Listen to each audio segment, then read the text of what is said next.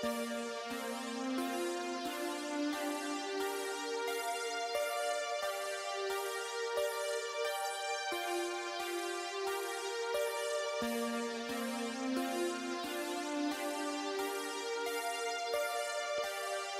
occasionally think how quickly our differences worldwide would vanish if we were facing an alien threat from outside this world.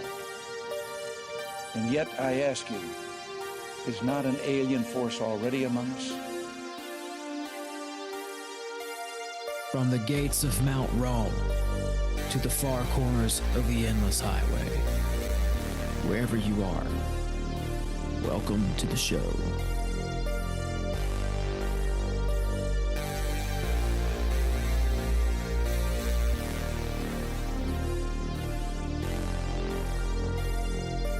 So you believe in some kind of Armageddon? Yeah, most definitely. We in the last times and days right now. The Illuminati's in effect.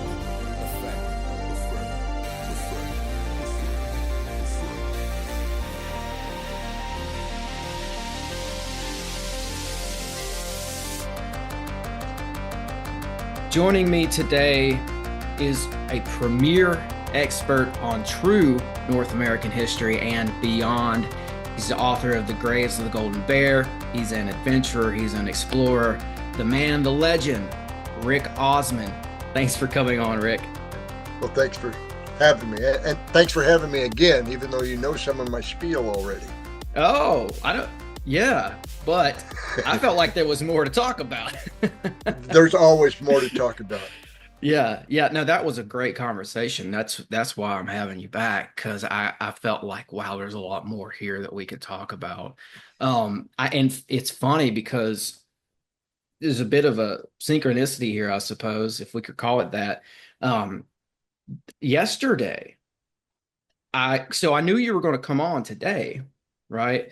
So we already had this booked, but yesterday I was just looking into old artifacts. I was going down the rabbit hole, and I actually came across an article that mentions you, and I just thought, well, this is interesting because I'm going to be talking to the guy tomorrow.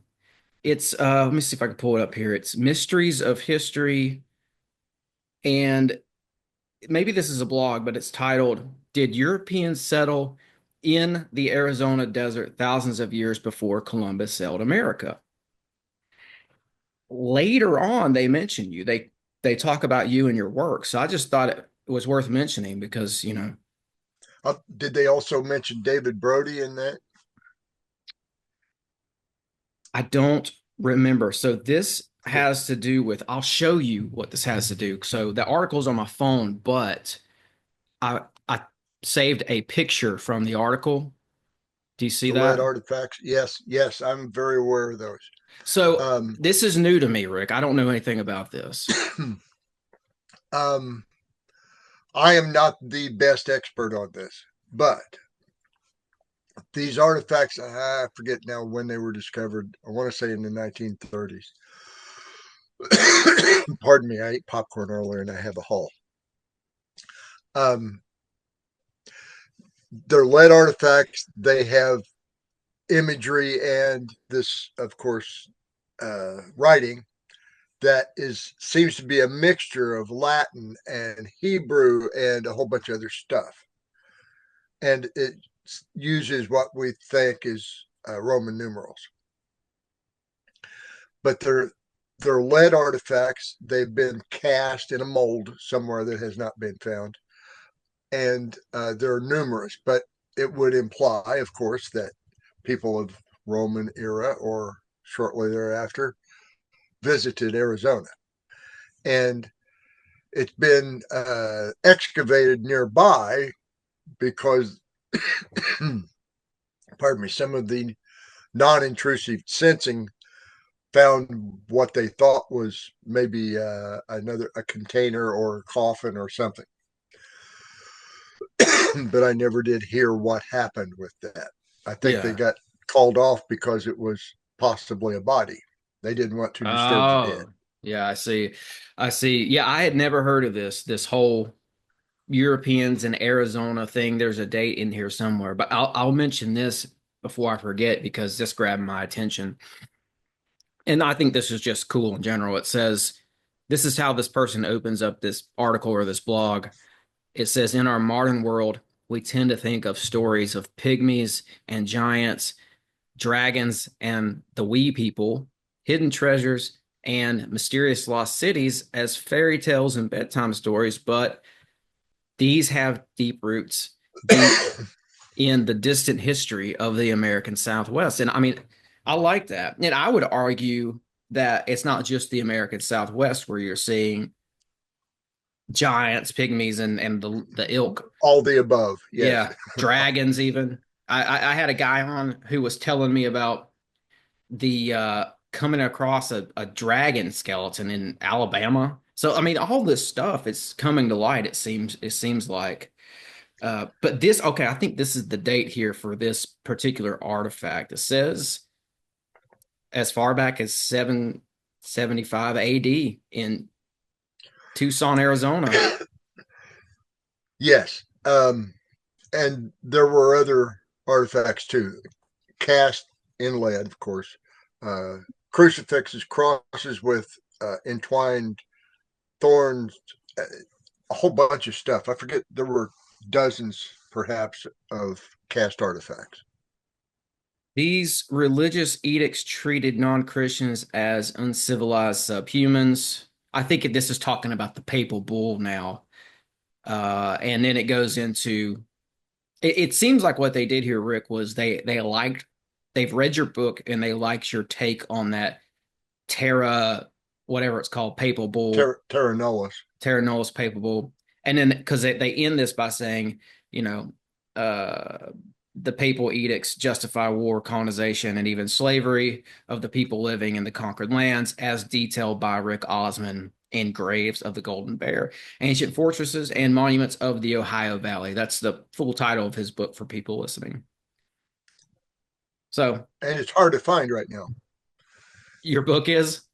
Yeah, it's out of print. Has been for quite some time now. Mm-hmm. But there are copies come up on eBay and Amazon now and then. They were going pretty high for a while. Not that helped me any, because they're used books. Sure.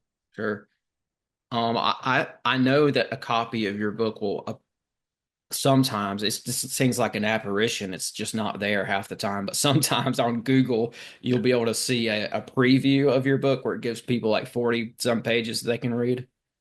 I have noticed that. Yeah. Well, you now have at least a copy of the first edition as a PDF. I do. So. I do. Now, this talks about Roman legions in Arizona and Welsh visitors as well. So I thought I would just throw this at you because I know about the Welsh and I'm aware of the Romans, but I don't know a whole lot about all that. So, well, I researched a whole lot about that. And that book is pretty much the culmination of that research. And there's been a lot of new stuff come up since then. But the Romans weren't the first. The Phoenicians probably weren't the first. But there were a lot of them that did make the trip. That's not a contention. That's things that I intend to prove. Sorry, I need to quiet that down. Okay. And when he says they're not the first, we're talking about the first to come to North America. Correct. I've been exploring, not by myself either. This is a whole large group of people who's contributing to this effort. We have done metallurgical testing, or are paid to have it done, on Michigan copper and on Bell Beaker people artifacts. So that would put them, 3,500 years old, at least, maybe more. I'm sorry, as much as 3,500 BC, but we're going to go with 3,500 years old. 1850 BC is around when they ceased to be a recognizable society.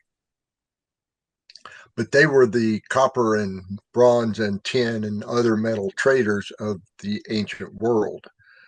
And they had some very noticeable, very recognizable artifacts and pottery, of course. That's why they are called Bell Beaker people. But they were ubiquitous, or at least their trade was ubiquitous in the old world. North Africa, British Isles, Scandinavia, to the Levant, and even deep into like current day Romania and even into Russia. Their artifacts are recognizable. Their DNA is pretty much all over the place. This was not an ethnic group. This was a trading group. Bell Beaker? Bell Beaker people, yes. And they had the trade network for the metals. So a friend of mine, back to the beginning of this story, a guy that is currently in this group of researchers had a sample of Michigan copper that he bought at a rock and gem show. But he had documentation of having bought it at the rock and gem show, date, all that crap. And it does not have great provenience if you're looking at it from an archaeological point of view. However, if you're going from a metallurgical point of view, it is an incredibly identifiable object because there's no copper like that anywhere else in the world than the Keweenaw Peninsula and Isle Royale of Upper Michigan. So we found a way to get this piece of copper to Luleå, Sweden, where there is a world-class laboratory for testing copper and other elements, and they have a laser ablation multiple target mass spectroscopy outfit that's as big as 2 buildings, and they can tell us what is in that piece of metal in parts per billion, every single element. Well, actually, they test for 71 other elements, or 70 plus the copper. So, and on the copper, they also tested for the ratio of Cu63 to Cu65. So here we have this set of data. This is what Michigan copper is, what makes it up, what we can look for if we're looking in ancient artifacts in the old world. So I went to a friend of mine, a guy I've known for, I don't know, close to 20 years probably. And he has a collection of ancient artifacts, not just Bell Beaker, but Minoan and a whole bunch of other stuff. He's going to supply them to a museum in the next few years. But he supplied us with 3 Bell Beaker, what they call axes. And it's not a votive axe. Not all of them are votive axes. They're not just ornaments. Some of them are real utilitarian axes, axe heads. So we had those taken to Bethlehem, Pennsylvania, to Lehigh University. They drilled some samples for us by the scientific process that they use, and they shipped those samples directly to Luleå, Sweden, so that the same laboratory is running the same tests on these new objects. And we got that data. So we had 3 artifacts. One is a pretty good looking bronze. I only know by the sheen of it because I had direct experience blacksmithing, etc., with these metals. One was a good bronze, one was a bad bronze, and one looked to be pure copper. And when we got that assay back, it was indeed 99.9 something pure copper, matching almost exactly the 2 samples we had from the single specimen of copper from Upper Michigan. There were some non-similarities in the other 2, number 1 and number 2. And number 2 is different in style than number 1 and number 3. Where were these? Where were they found again? Where were these artifacts found? On eBay. Okay, but what? Where were they? What country were they in? They shipped out of Egypt. In the ancient times? They shipped out of Egypt on eBay recently. Oh, okay. But that still does not provide us good provenience for this whole effort. Okay. What it has provided us is a lot of data. We had pre-existing tests on another item, another axe head that was associated with Otzi the Iceman, a guy who was found frozen in a glacier, died there 5,300 years ago. I'm sorry, 5,300 years ago. So we had the data on that axe. Now that axe amazed the archaeologists and metallurgists when it was found, maybe 2000, I don't know. I'd have to go look. It was 99.3% copper. That's an amazing achievement for that time and the technology that everybody believes they had at that time. But when I started looking at this assay of the axe and the assay of the Michigan copper and the copper artifact, I'm thinking, this isn't 99.3% copper. This is 99.9% copper with arsenic and lead added to make arsenic bronze. Not a very good arsenic bronze, but it's harder than copper. And lead was used to lower the melt temperature for the three.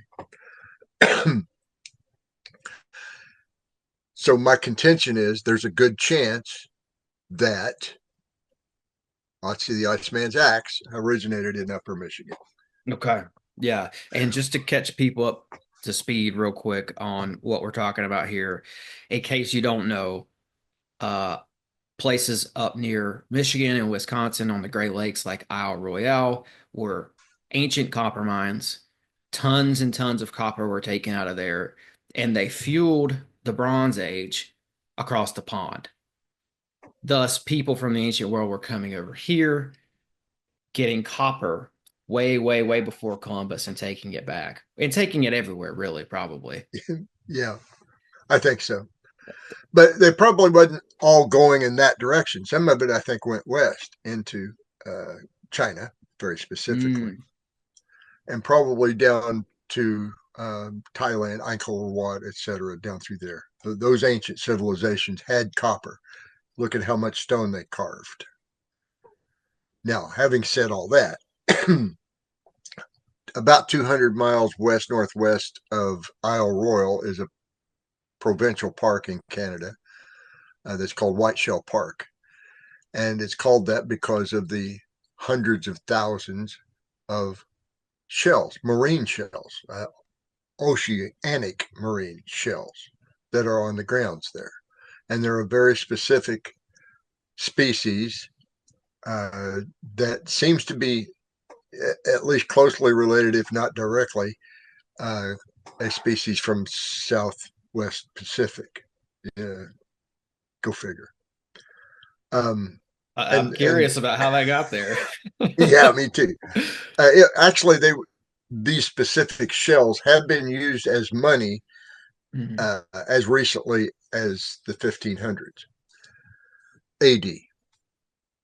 The Muslims noted it in their trade in the Far East. Were there any specific engravings on those? None that have come to light. Okay. You also have a lot of stuff related to that particular area, Isle Royale in very particular. There is a plant that grows there, endangered. You can't even touch it. You don't want to anyway. It's spiny and nasty. But it's called Devil's Club, and it is an adaptogen. It also grows in the far west, the Pacific Northwest, I should say. And the natives there use it for like 37 different maladies, prepared in different ways and different dosages. But one of its primary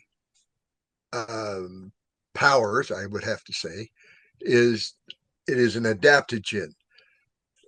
If you want to survive on Isle Royale after the ice comes, you need to be able to adapt to cold weather fast. And that's what this stuff can help with. It can't achieve it alone, but oh yeah, now we're getting into like herb medicine, herb magic. Right. And here's the real magic part. It's a rhizome. It doesn't come from seeds. It had to have been transplanted. I hear you, man. I hear you. Well, that's what they're saying about the Amazon jungle itself, is that it was I don't know, like cornfields, or it wasn't the Amazon jungle. All those plants were brought in. This is what I've heard Greg Little talk about recently, was that they've done soil samples, they've looked into it, and what they surmise is that the Amazon was not the Amazon jungle. I don't know what it was, but it wasn't a jungle. And all these people brought in basically like a food forest to supply their city, their mega cities. And I guess Oh, I don't, it grew out of control and it became the jungle. And that's just a theory that I'm hearing tossed around, of course. well, I've looked at the LiDAR and I have to agree, it was densely populated. I don't know if you've watched Graham Hancock's thing on Netflix, season 2, but he went into that in pretty good detail. Yeah, yeah. But that type of thing, that LiDAR footprint, if you will, isn't just in the Amazon basin. It's also in the Ohio Valley. It's in the upper Missouri and the upper Mississippi. It's in the Little Duck River in Tennessee. It's everywhere. And I've been studying it long enough that I can make a few a priori predictions about where to look for some things. So anyway, Well, yeah. So what we're talking about here is, where do you think that a plant came from? Who do you think brought that plant over here? whoever was making the trek from the West Coast to Isle Royal. Yes, but who's I had to yeah, look. but give me your best guess. My best guess is it was someone who lived here and they were the ground transport, because there is no waterway to get from Isle Royal to, say, Puget Sound.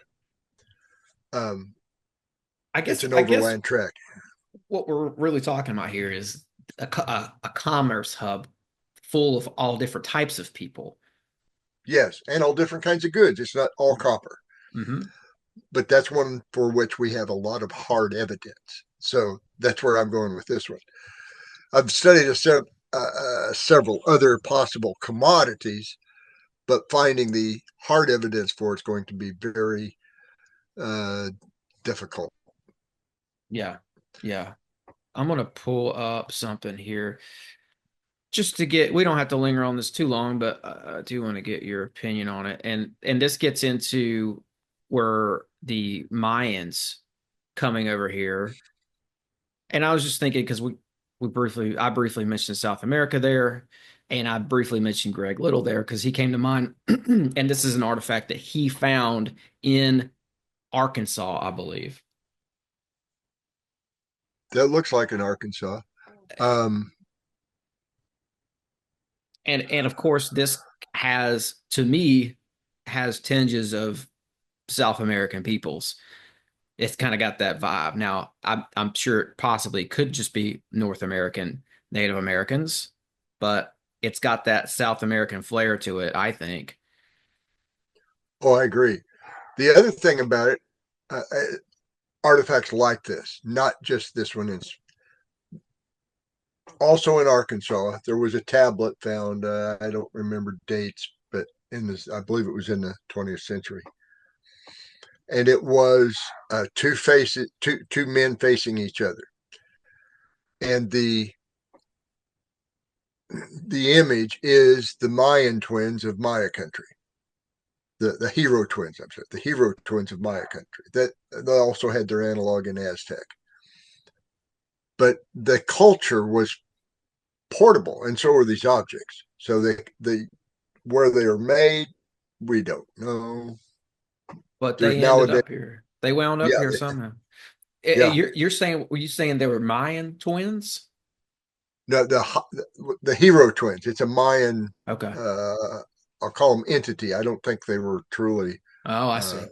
deities, but they Did were did they kind they of were wolves. did they resemble this figure here in any type of way? The headgear did Ah, I see. I see. The shamanic. somewhat, yeah. Yeah. Well, and I was reading a blog recently. I came across this blog where this guy was talking about, he was thoroughly convinced that there were Mayans in Georgia. I don't know. Was that much Richard about. Thornton? Yes, it was. I knew you'd know who this was. I knew you would know. Yeah. I don't Yeah. know anything about that guy, but his blog is very compelling. It's very Yes. interesting. Yeah. And he's got the background to make a good argument.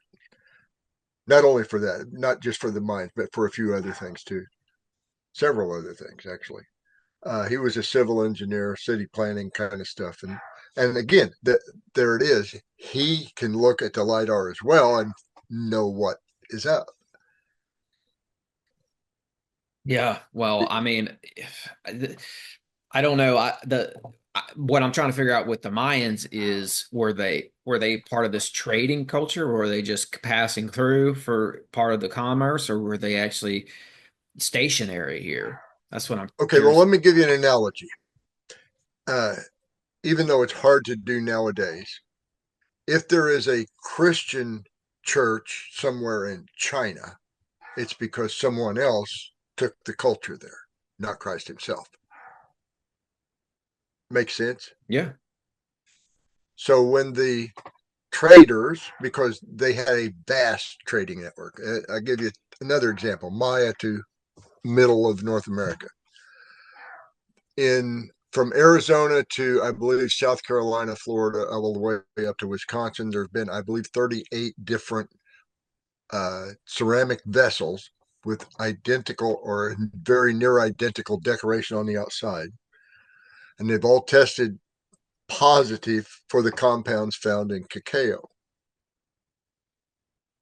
So somebody was shipping cocoa all the way from southern Mexico, southern Central America to Wisconsin, and it's semi-perishable in the condition they had it.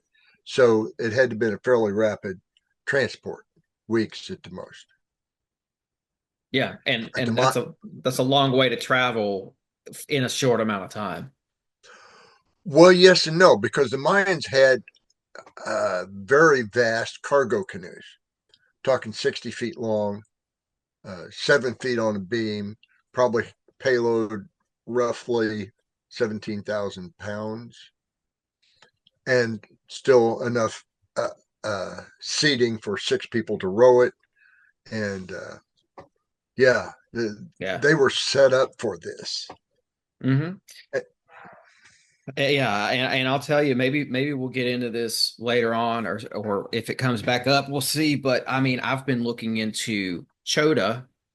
I'm sure you know about that, the old Cherokee city that was in Tennessee, down there along the little Tennessee River that's flooded. It's underneath Lake Tellico right now.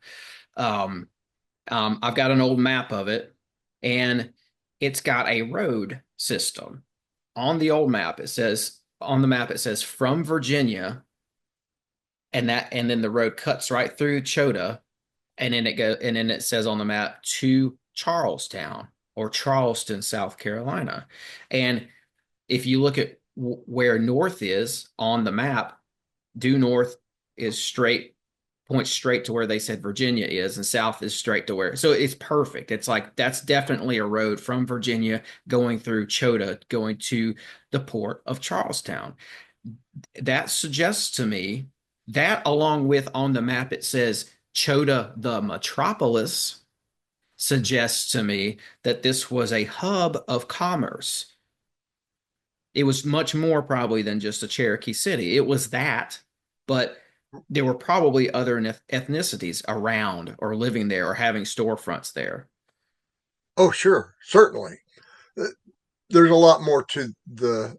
I don't know how, I can't say this delicately. There's a lot more to the DNA than just Native American.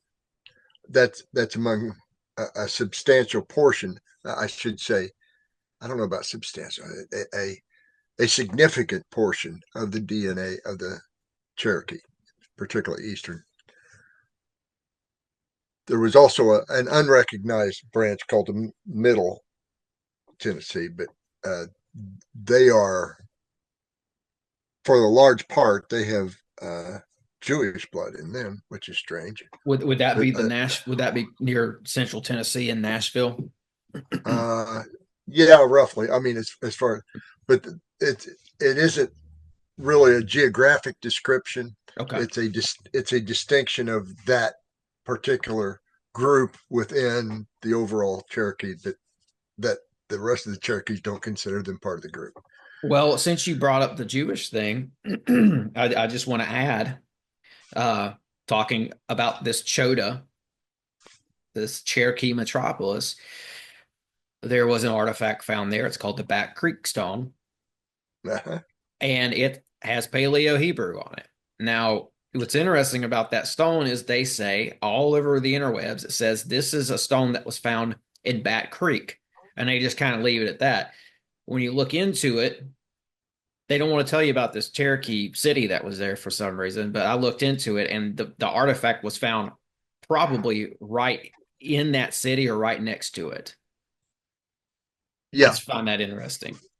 And Well, it's and for 102 years or something like that, that object was displayed at the Smithsonian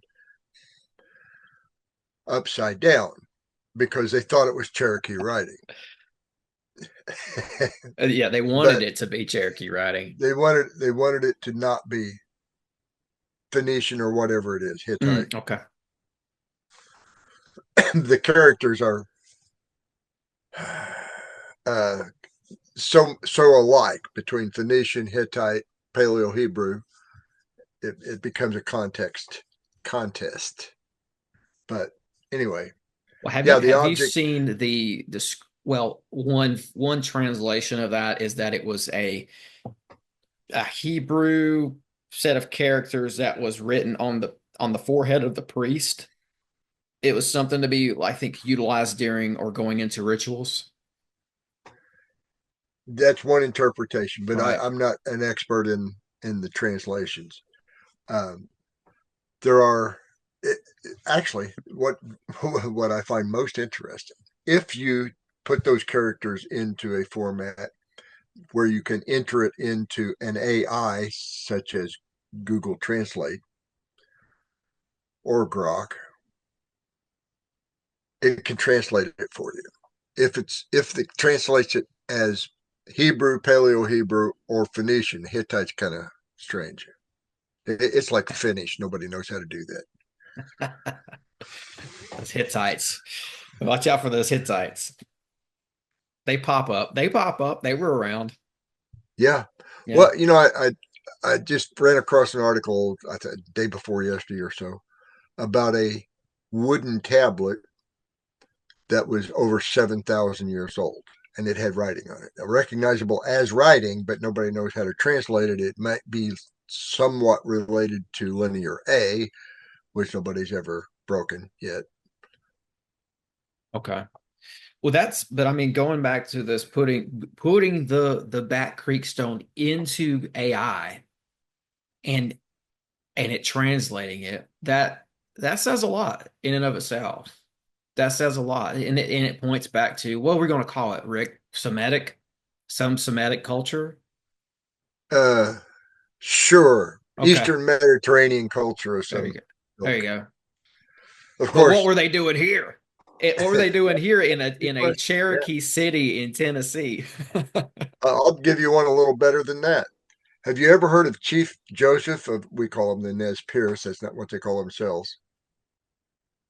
In the 1870s, Chief Joseph, who was not a war chief, led the United States Army on a merry chase across, well, half of Idaho and then some. But the women and children went the other way while he led the army his way.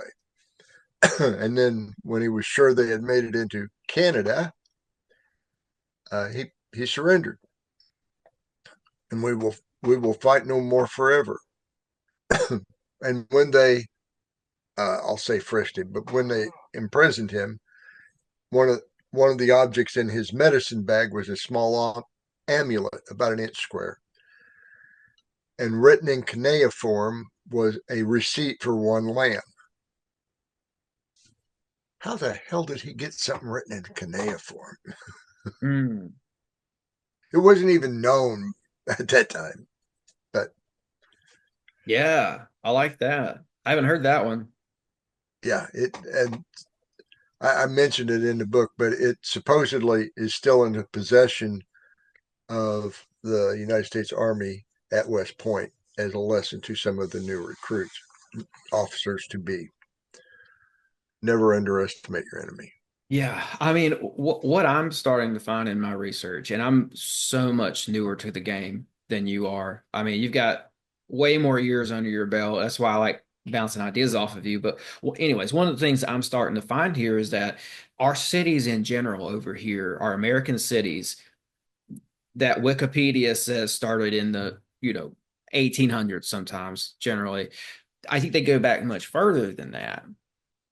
Especially places like I've been looking at Cincinnati and Pittsburgh and Nashville, but let's just go with Cincinnati and Pittsburgh because they're not far away from each other. You got Columbus in between, and that's another one that I'll connect here. They were all built on mound sites, and Well, yeah, they both had star forts too. But go ahead. It seems like you said you want and to say they're all something. along the rivers. They're at the confluence of rivers. Yes, and they are trade centers by default. If you wanted to travel or trade long distance, you went at least went past there, even if you didn't stop. But they almost always did. Yeah. So Chicago as well. We could throw that one in there. Another Yep. old trade center. Yes, It, I mean, I St. think Charles, Missouri. that's yeah. I mean, I'm sure they're in Indiana too. Oh yeah, sure. Okay, I so live in I live in Knox County, Indiana. It is the oldest county, not parish, county west of the Appalachians. And it became Knox County in 1795. And at that time, its southern border was the Ohio River, and its northern border was Lake Superior. Now it's about really small, but it's they call it, their motto is now, as it should be, the first city. And it was founded in 1732, but it was founded as a trading post at an existing Indian native site, a native village, actually. And there are mounds all over the place. And there are mounds. I don't remember if I sent you a link for the previews, but our video we have episode 3 is primarily about Vincennes and specifically the line of sight communication mounds across that city, 5 of them in a perfectly straight line spanning, I don't know, 7 miles, something like that. let me show So, people this. Yes, and I did get. Let's come back to that because I did get that preview and I watched it and it looks good. I'm hoping to see that out soon. Like it did say Prime Video actually on yeah. the link. Do you guys have it worked out to be on Prime? Yeah, there are 4 episodes up on there. Oh, they're already up? Yeah. Okay, I didn't And know that, Rick. I missed that we, part. That's awesome. and we are working to get an aggregator, a professional aggregator, not me, to put it out on pretty much every possible download site. Okay. Okay, great. We'll return to that later and remind people to go and watch that. Let me pull this up because you mentioned Knox County, and I just think this is a very interesting building, Rick. This is y'all's courthouse there. Yes, yes, sir. That doesn't look like a lot of things that doesn't look like that looks like it's from another country, man. Well, the limestone is from Lawrence County, Indiana, self-described and outside of self-described as the limestone capital of the world. The red granite, I don't know where it came from, but the courthouse, the soldiers and settlers monument, there's red granite, but the courthouse itself is all Indiana limestone, Yeah. and it's built, I believe, in 3 phases. But it's a beautiful building, and the main hallway on the ground floor is chock full of historic imagery and whatnot. Some would call this Tartarian, but I'm not going to go there. No, there are too many drawings of the previous courthouses. Yeah, So, right. But still, This is definitely a spectacle. And you're saying this red granite right here on this obelisk, you don't know Uh-huh. where that came from? I don't know the source. It's a Civil War monument. Well, that's interesting. That's interesting. Now, on the back side of that courthouse is where I spent a year ago on April the 8th for the solar eclipse. Ah, Eh, is this a mound site? It was a mound site, yes, indeed. Before they built the courthouse, it was. Yeah. Yeah. Well, that's another thing that I've come to find is that these so okay, I'll tie it in with this. Henry Knox is who this is named after, right? Correct. He was the Secretary of War for the United States of America. Yep. Henry Knox was a founder of the Society of Cincinnati with George Washington. And I've been looking into that Society of Cincinnati some, and what I've come to find is that they like to put cities, capitol buildings, governor mansions, etc., on top of mound sites. Yes, I indeed. looked further into it and I found that Washington was a mound fanatic, apparently. He was interested in mounds as far back as the age of 15. And there was I've gathered that there's some sort of a magical component to these things that he was fascinated in, dare I say, an occult technology, perhaps. But we don't have to go there. I'm just saying it seems as if he was into the arts and sciences of it, I guess we could say. Well, so was Even Jefferson, at least in the sciences part.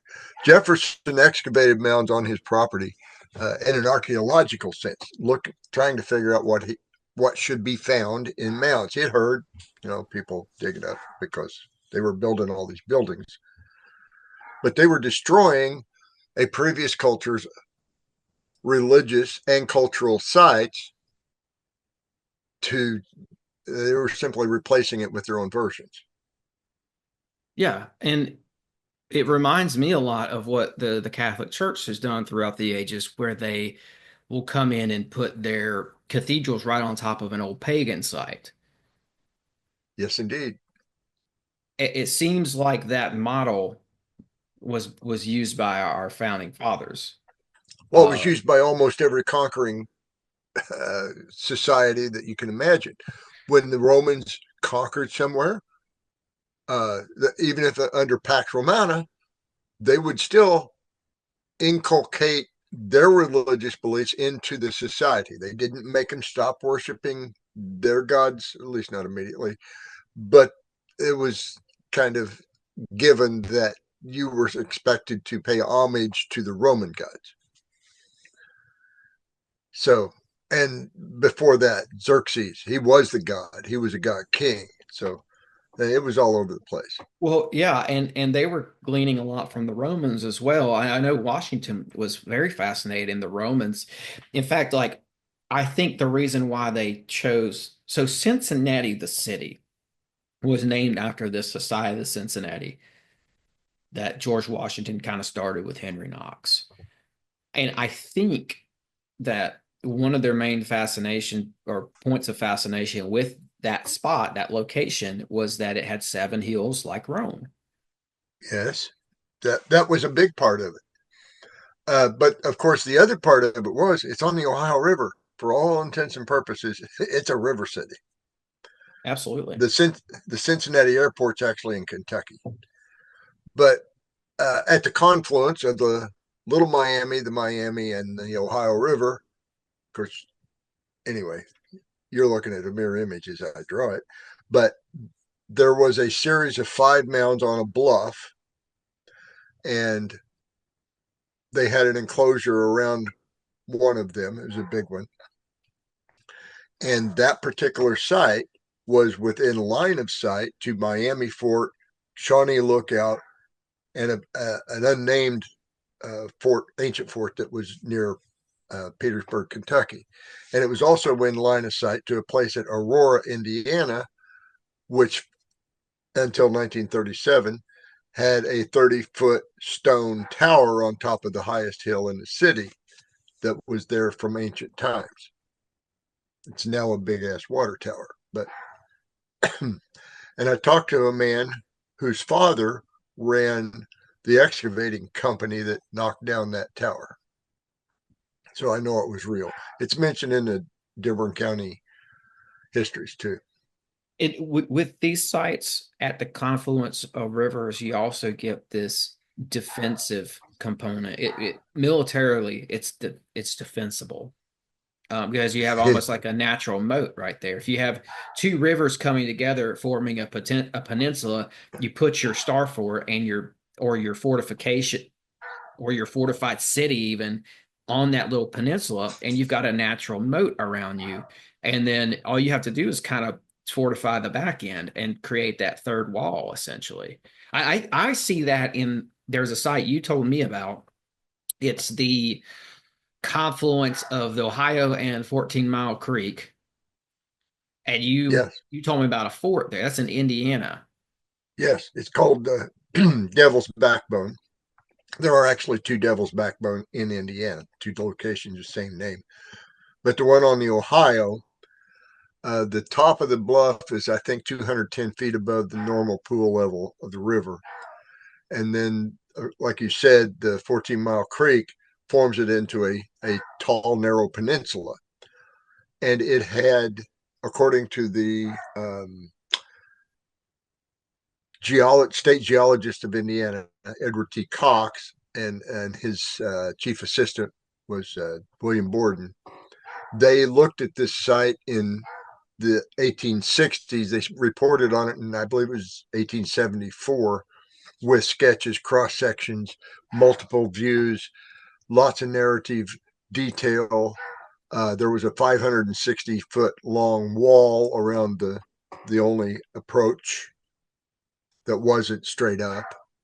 On one part of the backside that had otherwise a natural, impossible approach, they built a stone wall that at one point was 75 feet tall. Wow. And they had a second wall around the rim at the top of part of it. Wow. Now, this wall at the bottom was 12 feet tall. Yeah, 12 feet tall and 20 feet across the top. And it wasn't all stone. It was dirt and then slabs of stone on top and around it. And like I said, about 560 feet long. And there were building structures of some kind on top of this wall, at least 5 or 6 of them, according to Cox's notes and drawings. Was it a mound site, or were there mounds nearby? There were 5 mounds on top. Bam. This group of 5 thing is I'm going to say the word ubiquitous, because if you look hard enough, you'll find all 5 of them. Other things, strange things that were found at Devil's Backbone. There was an ancient quarry on top, and it was mentioned by Cox. And in 1874, when he published the report. In 1894, the Big Four Railroad was on top of that bluff with a steam-powered masonry drill taking stone away from not only that quarry, but a few things around it. To help build a bridge across the Ohio River, the Big Four Rail Bridge, which is now a walking bridge. But anyway, the stone, whatever stone was exposed in that ancient quarry, they confiscated and used. Probably it's still on the bottom of the Ohio River someplace. But anyway, all the stone from the outer wall, all the stone from the inner wall, and a part of the stone that was the 75-foot tall security wall was taken. It was removed. And there was no good reason for that, because the Big Four Railroad, like I said, ran through Lawrence County, limestone capital of the world. In fact, they had 2 different lines through there. So it had to have been engineered destruction. How did that happen? Well, there was a guy, but do you mean a cover up by that? Engineered destruction for a purpose, maybe a cover up? Yes, precisely. It's my story and I'm sticking to it. If you want details and receipts, I can provide them. I'm with you. I mean that would be the case. There would be. I mean, the cover up is expansive. So Oh yeah, this one guy was responsible for a lot of events like that. His name was John Wesley Powell, Major John Wesley Powell, retired. A cookie cutter hero, lost an arm at Shiloh. Later, took groups down at least twice down the Colorado River with one arm. Mormons, Anyway, nonetheless. yeah, well, he lost these Mormons on the trip. They That's separated right. from him. That's right. That's right. And they never made it back either. Mm-hmm.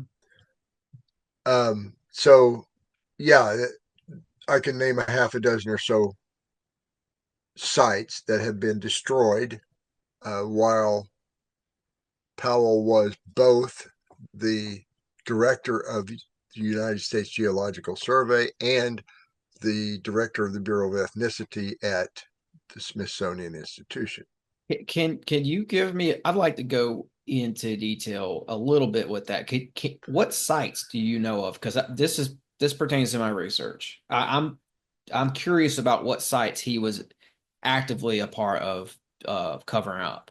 How? Okay, there was a mound at Worthington, Indiana, that was destroyed for rail. Actually, it was destroyed to build rail past where there had been a canal, and they used the mound as fill to. Anyway, the artifacts that came out of it were very interesting, but he made sure it went away and nobody could look at the artifacts after him. Anyway, that Devil's Backbone. There was a place in Tennessee, by the way, can't remember the name of the town. There was a 25-foot tall carved sitting dog statue, sandstone, and they destroyed it to build a rail bed that runs about 30 feet from where that stone was. So it didn't have to go, but it did go. Whoa, it's a 25-foot tall dog? Sitting dog facing west. A dog or a wolf? Or, well, the literature of the time called it a dog, but okay.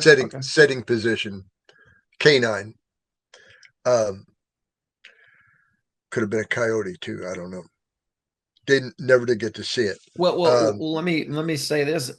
Perhaps that this statue would have been a contradiction to the narrative for them. Absolutely. Well, first of all, Powell, going back to Mr. Powell, the lovely Major Powell, wrote that if you ran across writing, if you ran across anything that indicated that someone else had been there, or if you find any evidence of somebody building in stone, ignore it. It didn't happen.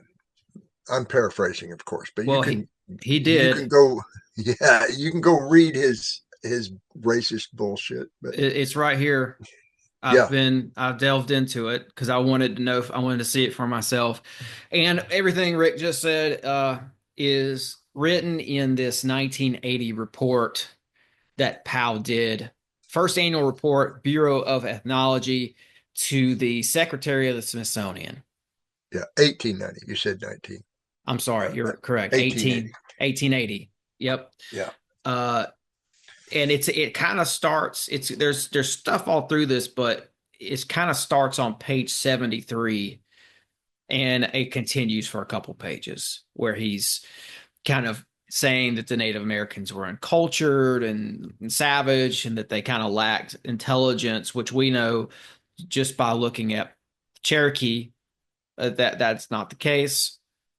They defy all of those. They were civilized people. And he goes on to talk about how that if things were found that dated prior to Columbus, it's basically what you just said, that they were going to ignore them or throw them out. And he goes on to kind of spout like these sort of like Darwinistic reasons for doing this as well. It seems like he was very much in the Marx and Darwin. It does seem like that. In fact, I think we can say that he was, because of, I don't have it with me, but there was a guy I was looking into, Henry something. Powell was very, there was an influential guy to Powell, and that guy was a contemporary of Karl Marx and Darwin and Freud. Yeah. That was a Freudian slip. But yeah, I just want to pull this up. So, because people will talk about this here and there. It's not talked about enough, but I wanted to show people that this is real, and it's in this report right here. Yeah. And he did this on purpose to set a precedent of what the documentation, what the literature printed stuff says, so that when anybody who's writing a report has to deal with that first. Cox wasn't a member of that club, so Cox was ignored. And in 1902, the last year of Powell's life, he dispatched Gerald Fowkes, Fowkes, say it any way you want to Devil's Backbone to give a report on the archaeology he found there. And of course, by then, the Big Four had destroyed all the evidence. So Fowkes' report was there was nothing here of any ancient nature. But if you look at a 1957 series USGS topographical map of that area, you can see a little bitty note on Devil's Backbone that said ancient fort here, but it wasn't the big wall. It was that tiny little quarry, the ancient quarry that they're saying was a fort. And I disagree, but that's just me. Well, what about that? I mean, because I mean, what I'm seeing is that, okay, there's a star fort at the tip of Pittsburgh. It's still there somewhat. The outline of it is, at least. Yeah. I've looked into that, and that goes back further than, they say it goes back to 1754, and that the French put it there, and that they called it Fort Duquesne. But if you look further into it, they're like, oh, well, there was a fort there before that. It's called Fort Prince George. And if you keep digging, then they're like, oh, well, yeah, there was a Fort Trenton there as well. So there's no official origin story for that fort, because who knows how far it goes back, right?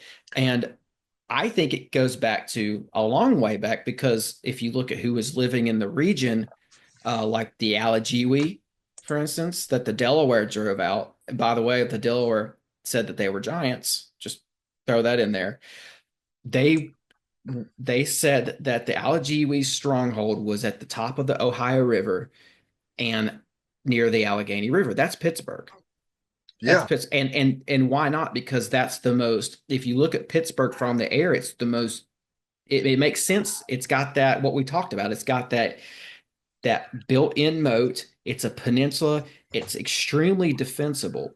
It's actually three different peninsulas. Yeah.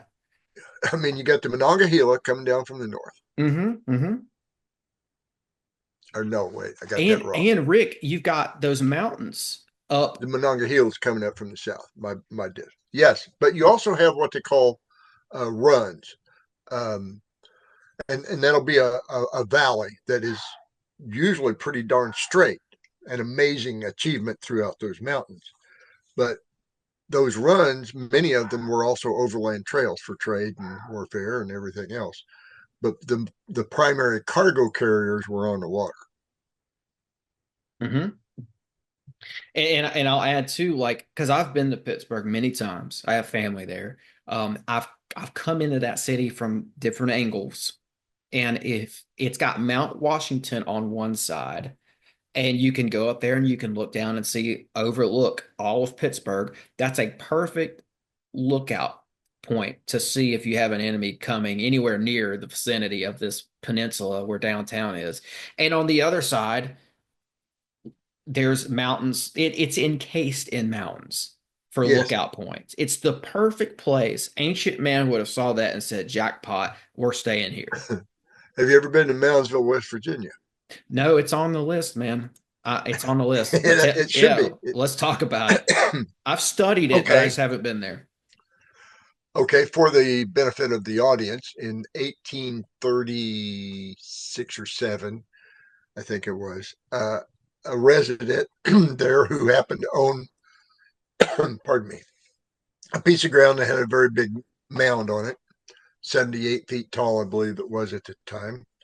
And he decided he was going to dig into it. And he found two different burial chambers, one on top of the other. The bottom one, which was pretty much at base level, had two bodies in it, and they were 6.5 footers.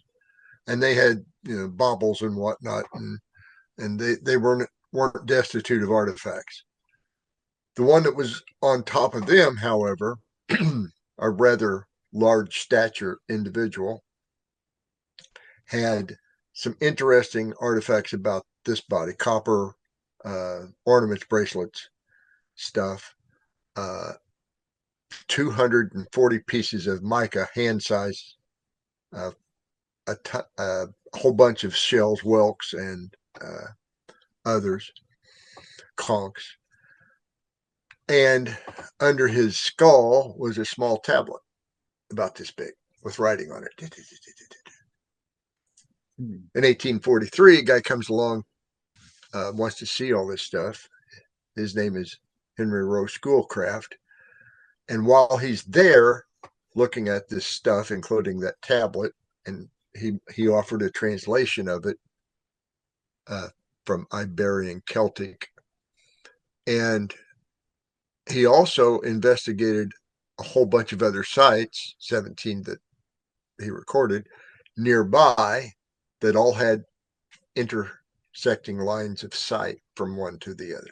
17 of them around the confluence of Grave Creek and the Ohio River, much like Pittsburgh, much like Cincinnati, much like Louisville, Devil's Backbone, much like Angel Mounds near Evansville, Indiana. When you see all these things happening over and over and over, you can perceive that the culture had a specific footprint that it just went along and stamped into the ground. And you can find it with just look for these other features. Look for the topography and the water availability, and you'll find these archaeological features as well. Yep. And too, like going back to Cincinnati, and I'm glad that you sprinkled in those other cities, man, because there's a pattern here and it needs to be recognized. I know you've been talking about it for a very long time, so hats off to you for that. But going back to Cincinnati, from what I read about that, it goes back to, well, before they put Cincinnati there were the mounds, there was all this evidence of an ancient civilization, and it was inhabited by the 4 ancient people who have been there possibly since 900 AD. But their tribal legend says that it was giants who first established or big people, whatever we want to call them, big, not probably mound builders, right? Big mound builders who established that as an ancient city, as a mound site, as all the above. Then the natives move in, and then the Europeans come over. George Washington sees it, and they decide to put Cincinnati there. I'm starting to see that kind of a pattern too with a lot of these places personally. Well, Arthur St. Clair decided it should be a city, actually. But yeah, he was Washington's aide de camp. Yeah. Big character in early American history. I should say early U.S. history. But he's got cities named after him all over the eastern United States. Yeah. You think Washington does, and Jefferson and Lincoln, yeah, but St. Clair, yeah, it's everywhere. St. Clair Street, St. Clair School, St. Clair this, St. Clair that. Yes. And he was also the commander in charge of what they now call St. Clair's defeat. He also surrendered a fort in northern New York during the Revolution, which is why he ended up being the aide de camp instead of actually commanding something. But then he became a member of Congress, and he was the president of Congress assembled for the last Congress under the Articles of Confederation, the one where they passed the Northwest Territory act, or they didn't call it an act. The Northwest Territories. Anyway, and he appointed himself as the governor of newly formed Northwest Territories. So anyway, and yes, he was also a Mason. Yeah, well, there's that strand as well. The Masonic strand is So certainly there. he founded his capital of the Northwest Territory at Marietta, Ohio, another confluence of rivers, hills, ancient mounds, and some of the most interesting ancient mounds too, I might add. Mm-hmm.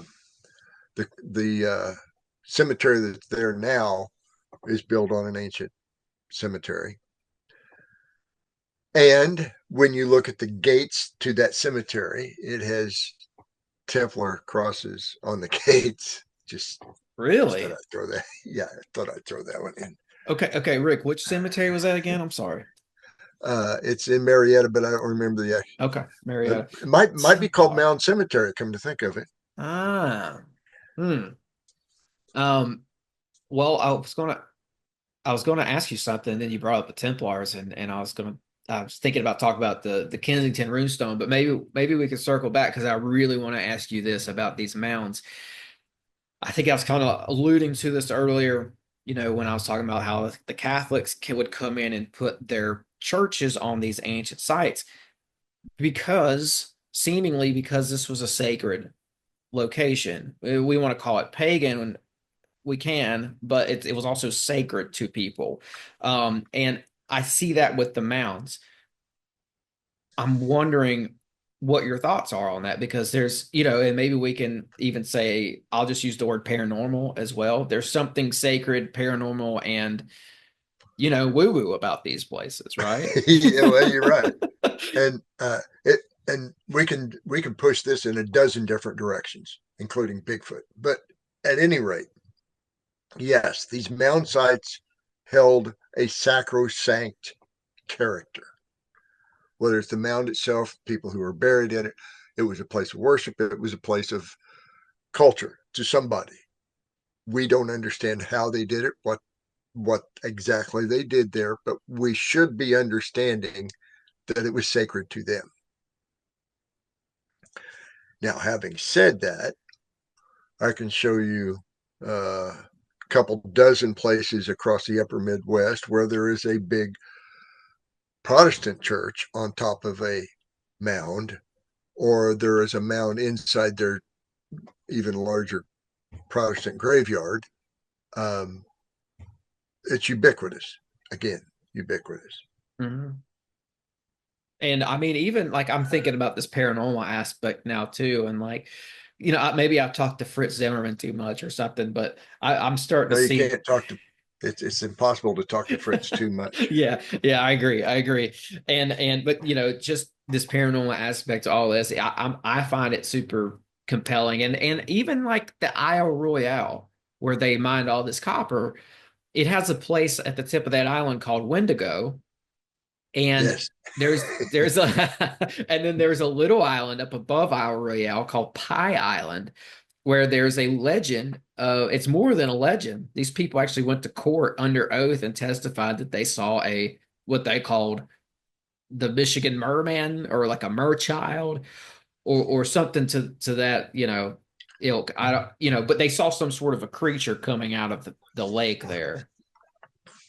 And I just definitely, yeah, an aquatic, maybe amphibian creature. Yes. Yeah, but that's not the only strange.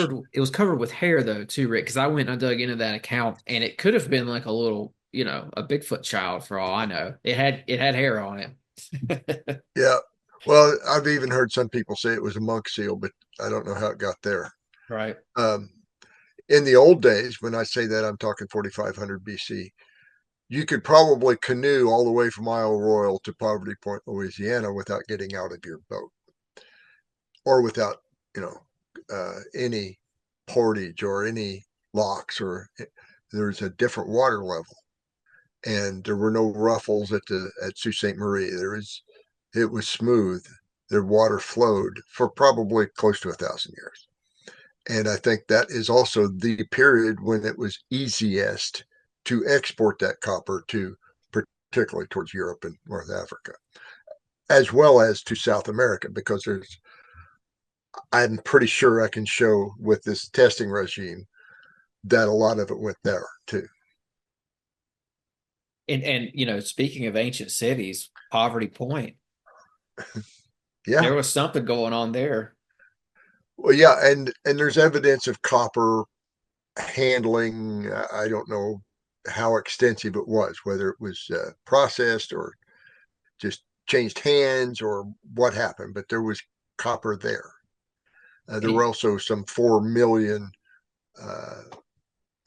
fired clay objects that have no real explanation.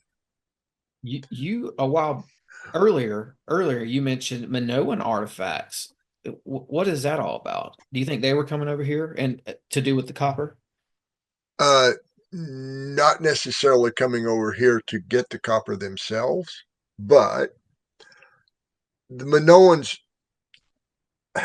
had at least 3 different writing systems in their archaeological record. And it wasn't all Minoan society, but it was all on the same island. And in 1256 BC, whatever that actual date was, when Santorini blew up and it devastated the entire ocean-facing side of the island that faced Santorini, and as well as the Mycenaean and that whole end of the Med took a hit because of that exploding volcano. And so did world trade at that time, not just in metals either, but you can find traces of it all over. Egyptian grain didn't go anywhere for about 6 years. So there was some kind of a devastating event, and we believe it was Santorini. It changed the course of world history. I don't think it was the only time it happened either, but when you look at the Minoan culture, they worship. Did they worship bulls, or did they have a bullfighting cult? Or we don't know, but they had some amazing art to that effect. Yes, the Minoan art is something else. And the legend of the Minotaur is centered there as well. Chimera. Yes, and or chimera, or however you want to, different pronunciations. And they sailed. We know that they sailed because they painted their boats on the walls of the hulls. And they weren't small. They weren't, dinghies. They were seagoing ships capable of crossing the Med, if not farther. So the whole idea that ancient peoples, long before even Archimedes, could sail on an ocean, it should be rather self-explanatory. I'll give you a few examples. Well, the island. I want to say this real quick too. The Minoans were on an island in the first place, right? Right. Their whole civilization was on an island. Like, how did they get there? How did they leave? They had boats. Where did they get the logs to build the boats? There's a lot to this whole question. And not 1 or 2 boats, probably in the hundreds, if not thousands. And when you talk about the Minoans traded all these goods, mostly copper, because we can trace that they mined copper and a few other things on the island, Cyprus, etc., and all around them. But what they could not do was get great copper. No matter what they used as a flux, whatever process they found, they couldn't achieve better than about 99.5% copper. Contrast that to 99.97 copper in Upper Michigan and Royale, just right out of the ground. Not the modern mines. The modern mines didn't get that high, not even close, but the ancient mines did. So the Minoans, Crete, Tuscany, 6 or 7 different copper mines in British Isles, including Ireland. France didn't have much. Iberia had some pretty good ones. Rio Tinto was a good producer with decent ore. But I'm working with a guy, another person that's working on this project, put together a great paper about the known ancient mines, estimates of how much was removed, what purity we get looking at the artifacts nearby that we think are associated with a mine, et cetera, et cetera. And it's all still a really good argument that they didn't have enough copper in the old world to make all the artifacts that we know they had. So there you go. Yeah, there you go. And I mean, I think you mentioned Iberia there as well. I mean, I know you know this, but that's the whatever we call that, a giant peninsula that Spain and France sits on, Iberia. And Portugal. And Portugal. And like so I've got this book here. I've read most of it. It's America BC by Barry Fell. Yes. I love this book. And a lot of the stuff in here is Iberian that they were finding over here in North America. I just kept seeing that Iberian pop up all throughout this book. The Iberian languages that were basically like carved into the landscape of North America. It just never ceases to fascinate me. Well, let's go down that rabbit hole for just a moment. You have a unique population centered in Iberia. They are neither French nor Spanish, nor Basque even, although that's another unique population. These people actually live in a piece of Spain that's inside France. So they speak both those languages fluently, as well as several dialects in each of those languages. But like I can speak Southern if I have to. But they have also a unique genetic makeup because they're semi-isolated politically, not even territorially, just politically. Whereas the Basque, they're geo-isolated in a lot of ways. Both of them have different but similar differences in their DNA, their genetics. They have a much higher than background incidence of Rh negative. They drink a lot of white wine because of where they live, so they don't see some of the other maladies that are generally associated with Rh negative diabetes. And here I'm talking about the Cherokee because they have a higher than background Rh negative. They have much higher than background diabetes, high blood pressure, high cholesterol, all these things. They don't drink much white wine, but these guys over here do. What's the connection you're making here? That even the genetics of the Basque and a few others show up in the Cherokee. They also show up in a couple of the other strange groups of Appalachia, the Melungeons. Have you ever delved in? I've heard about them. Yeah.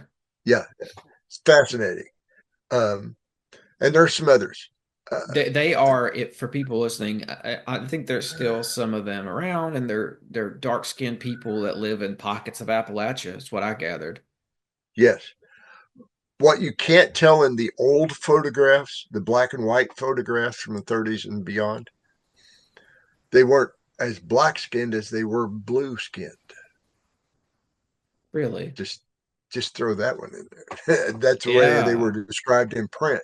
Because I should have said that these when I say that they're dark-skinned and they live in Appalachia, they're not Native Americans. This is something totally different. No. Well, they are. They have some of that DNA in appearance. Yeah, not in appearance. No. Right. Yeah. They have that DNA. They have sub-Saharan black DNA. They have Iberian DNA. They have a few others. Sub-Saharan. They even have a little R1b Scotland. Well, that's wow. Okay. Well, so now we're talking Celt Iberian, maybe. Perhaps, yeah. It's all this right here, though, right, Rick? You can draw a circle on a map and kind of encompass what you just said. Yes. Yeah, and for the Basque, it's a small circle. And for the Catalans, it's an even smaller circle. But for the Cherokee, it's about the same size circle as for the Basque, incidentally, because they're in East Tennessee, Western North Carolina, but what, 3 counties there, give or take. But sticking with the Cherokee, this is an important point.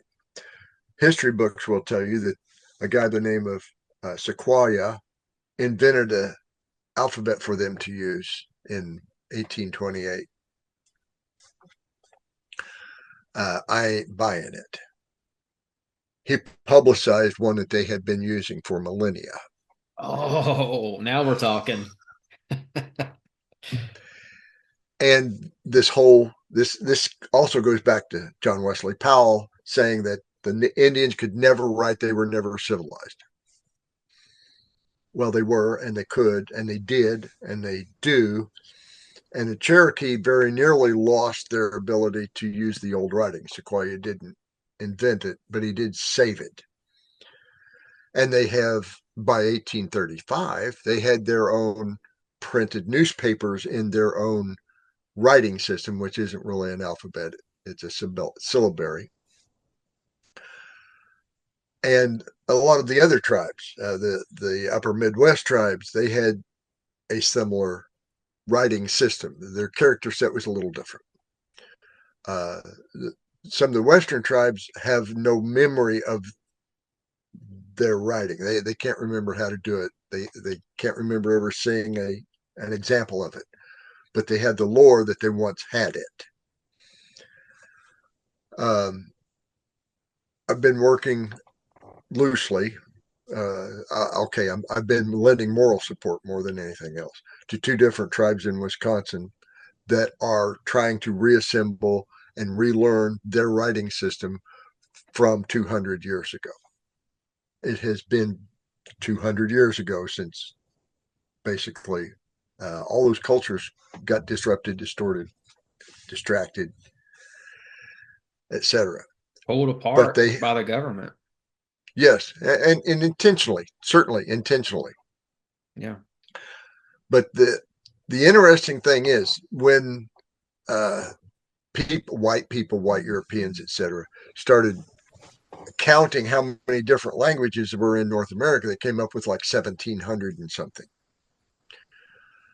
And any one adult Native American they would pick up and talk to could speak 5 or 6 or 8 of them. But virtually all of them could communicate using the same sign language. So there you go. Yeah. And, I found, I'll try to keep this brief, but speaking of John Wesley Powell, he created a group called the Cosmos Club.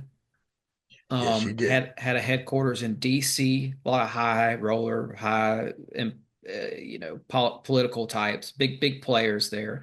One of the guys that he had was Mallory, I think is his name.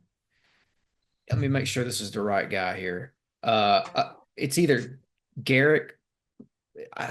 I think it's Mallory. Let me just go with it because I'll pull up his name in a minute. But anyway, this guy was an expert or so-called expert on pictographs.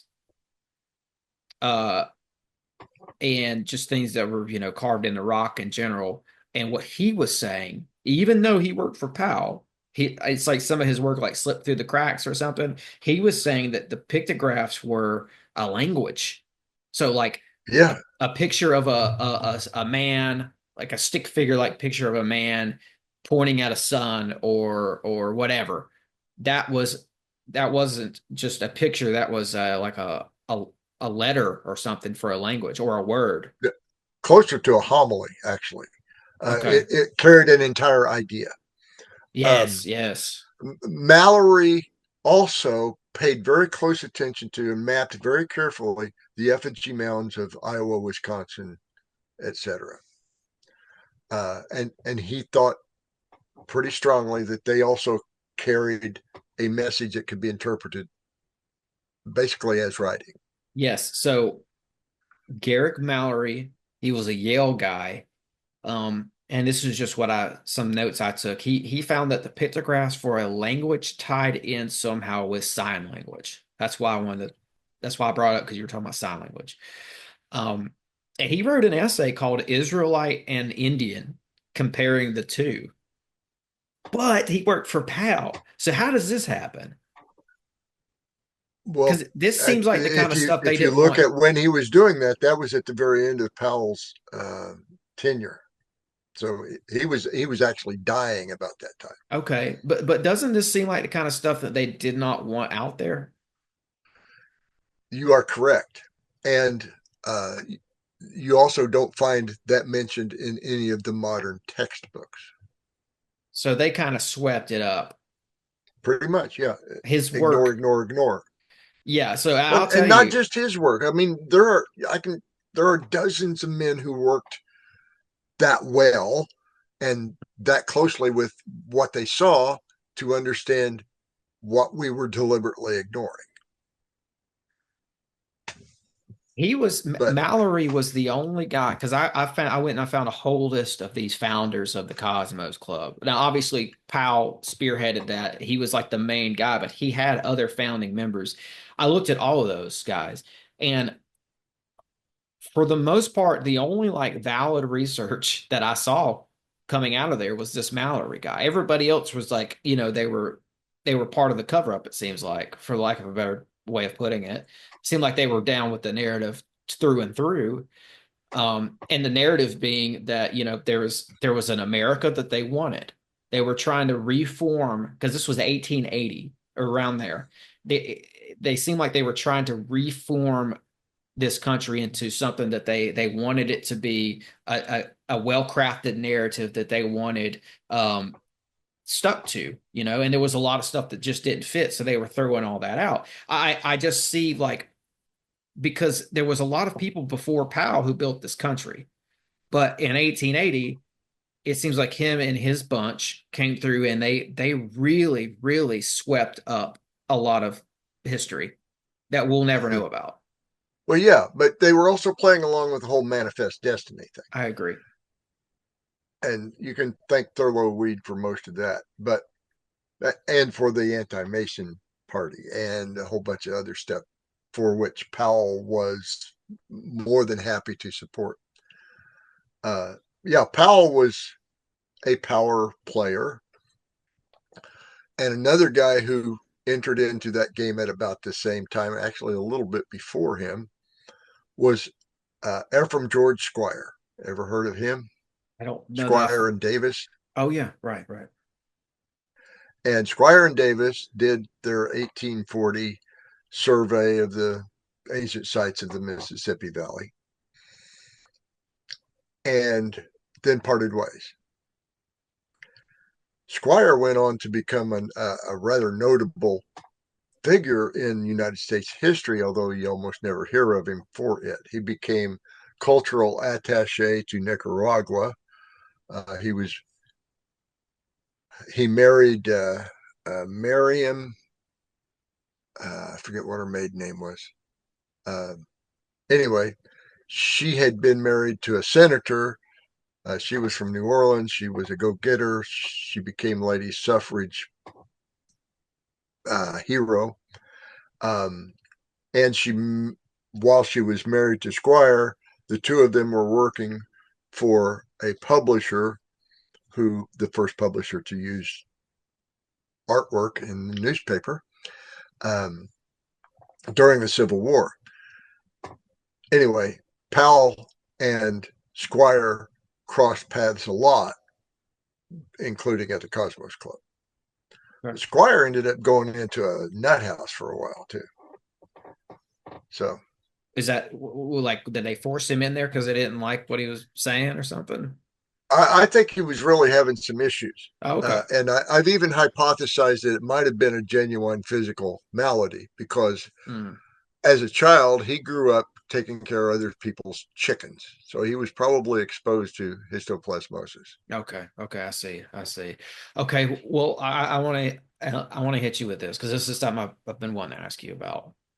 Speaking about the Cosmos Club and POW and all that, is there a connection with the TVA? Because I'm looking at 4 lakes right now, where I believe there are like ancient civilizations of some type beneath the lakes. Norris Dam, Tellico Lake, Chickamauga Lake, and there's another one further up into Kentucky called Barren River Lake.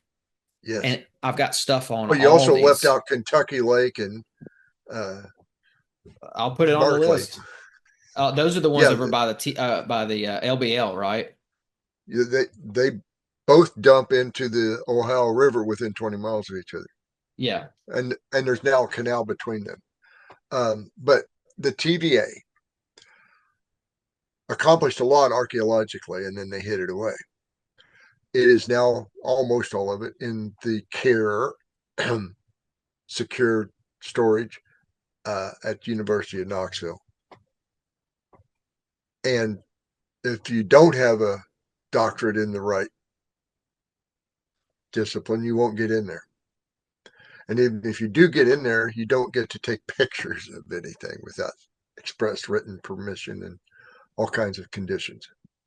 But that's not unique to them either. That's pretty much everybody who gets federal money, at least since Biden took office. So okay, so it's the same type of thing here. It's the continuation of the cleanup crew, or the It cleanup of is. It is. ancient And the history. whole, and the whole NAGPRA thing, which is why when you go to a museum today, you don't find many Native American artifacts like you used to. You don't find pottery, you don't find any burial goods or anything like that because NAGPRA made them all go back in theory.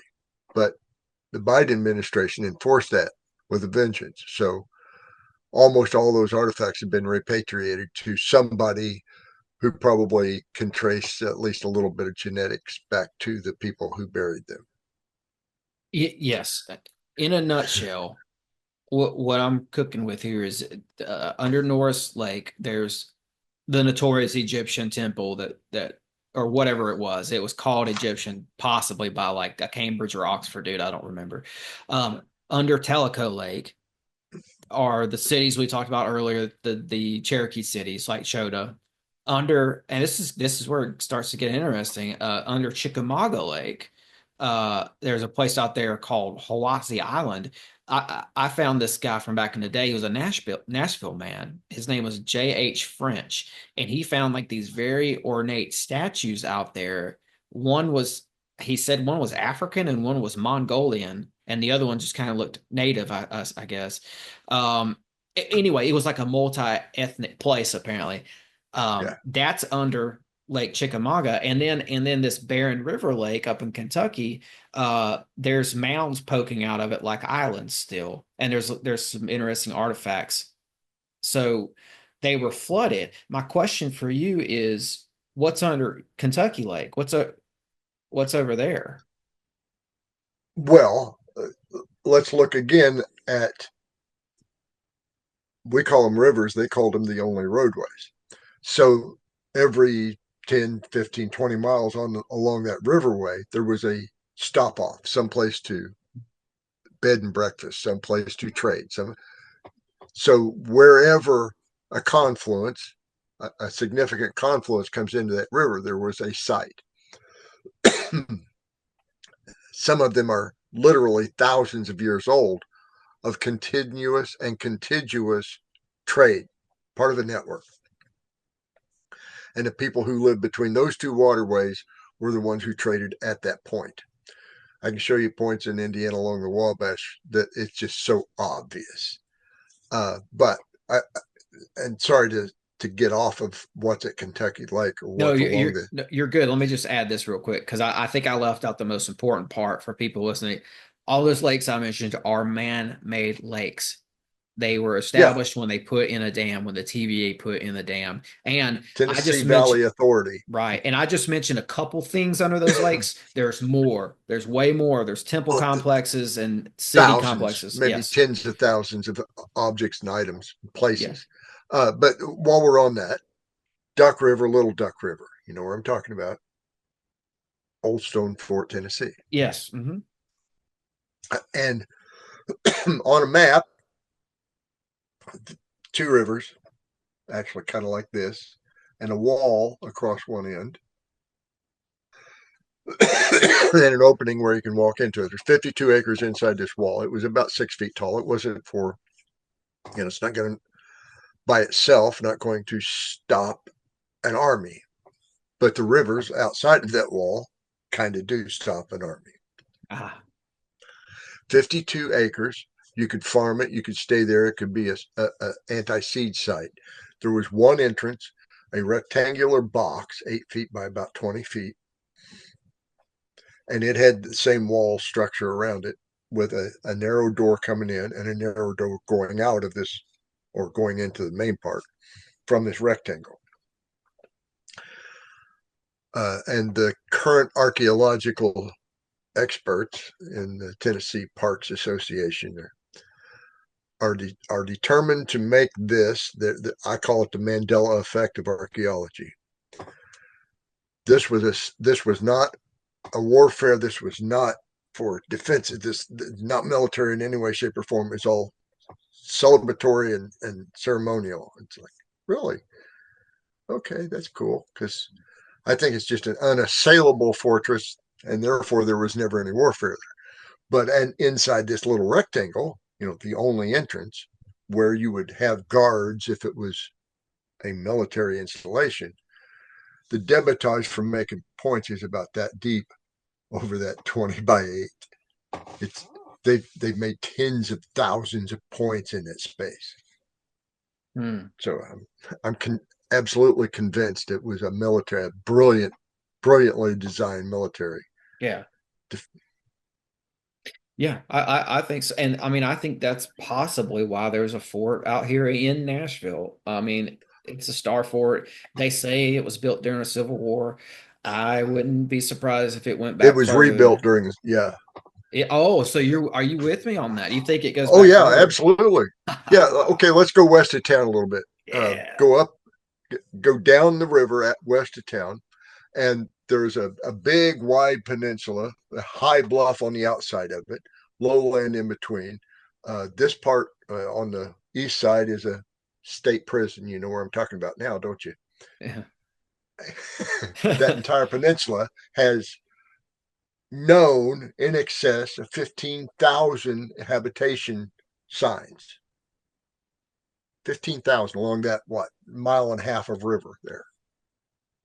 Yeah. I guess it's probably 2.5. Rick, I just saw the other day, I haven't had a chance to read this, but I came across a report that the Harvard Peabody did with the Smithsonian, where they came in here and excavated this whole place. It seems like all up and down the Cumberland where Nashville is. Yeah. So if you want to know what's under Lake Barkley, it's more of that. Yeah. Cumberland. Yeah. Well, this is like these submerged lakes or sites under lakes. There's more out there. I was talking to a guy the other day. He's got a Operation GCD podcast, and he was telling me about one outside of Cincinnati. He found a map of like an ancient site under East Fork Lake, I think is what it's called. Wouldn't surprise me. Yeah. So I think this is all over. I think this is all over the country. And yes, I've concentrated almost all my research on the east side of the Mississippi. Mm-hmm. And because I'm 71, I'm going to have to start picking up some of it from the west side just to fill in some of the blanks. I belong to a bunch of groups on Facebook, on X and whatnot. And every once in a while, something will pop up, usually from a LiDAR study, that says, oh, wow, that's exactly where I expected something to be. In this case, a couple days back, somebody posted you can see square, 3-sided rectangle, ditch and raised, probably had a palisade, one on each side of an island in the Delaware River. And it happens to fall exactly along a line that runs from Monk's Mound, from your perspective, Monk's Mound out here by St. Louis, up to Pilgrim's Rock, Plymouth Rock. Newport So Tower. that's one of the stations. Yeah. So that line of sight communication, and that's just one of many. But that one, I'm starting to fill in a significant number of the blanks of station to station, because typically you would have them 4 to 10 miles as a maximum. And when you're crossing water, which you have to do to go from Long Island to Newport, Block Island is out there. Mm-hmm. So 26 miles from Montauk, Long Island to the center of Block Island, and 26.4, I think it is, from that station on Block Island to Newport Tower. So it is within the limits, practical limits of line of sight. Yeah, yeah. That, how far would that be from Plymouth Rock or Newport Tower to St. Louis? 900 and I clocked it, but Yeah, something like it's that. on Google Earth. 900 miles, probably. Yeah, all less than 1,000, but yeah. Wow. They were probably, what do you think they were holding up, mica as a reflecting device?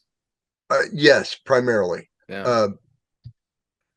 It was cheap, easy to get. That Mhm. again, there were 240 slices of it found in the upper chamber at Moundsville at the Grave Creek Mound. Yeah, yeah. It makes sense to me. I mean, they were, I mean, and it makes sense too that there was communication between civilizations, not only for commerce, but I guess for some sort of safety, defensive purposes. Like there, if you've got a guy watching the ocean uh, at Plymouth Rock and he sees ships come in, I guess he's going to tell the next guy who's going to tell the next guy, and then not too long afterwards, you're this city, and this was a straight up city in St. Louis that had, I don't know, 30,000 plus people. They're going to know about it.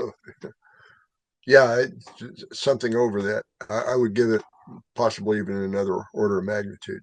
Sure. But Plymouth Rock, as an example, they might not have been looking for warships. They might have been looking for the small whaleboats, because we know that they had whale oil in the interior of North America. We don't know how it got there yet. But again, and these line of sight communications, I just mentioned one line, but there's one site here in Indiana that has at least 3 different lines that intersect at that one spot. It's at Miram Bluff. So one of the lines runs from all the way to Cahokia, and I'm sure beyond. And that line runs all the way to Plymouth Rock, but also from Miram, it goes to Devil's Backbone. And another one goes to Aurora, where they had the tower at the Ohio-Indiana line. So you can, when you start looking at the terrain carefully, and you figure some of the limits of mankind and their society, now you can start plugging things in pretty carefully. Well, what if there was some sort of a unified government out here? Well, in effect, there was. And it all goes back to the communication and the writing and the language, etc. Let's talk about how line of sight communication worked in the old world. We know because we have a very good account by a guy by the name of Polybius, who accompanied Scipio Africanus to Carthage. And he told us exactly how they did it, keystroke by keystroke. They had a grid 5 by 5. And for the Latin alphabet, they left out the J and they used the I for whenever they didn't have a J. So, and in the Greek alphabet, they had a system where they could send their messages in either of those alphabets in a 5 by 5. So the top row would be the first 5 letters of the alphabet times 5 lines. So reading you 5 by 5 is still in use by communications personnel aboard Navy ships and a lot of other attitudes.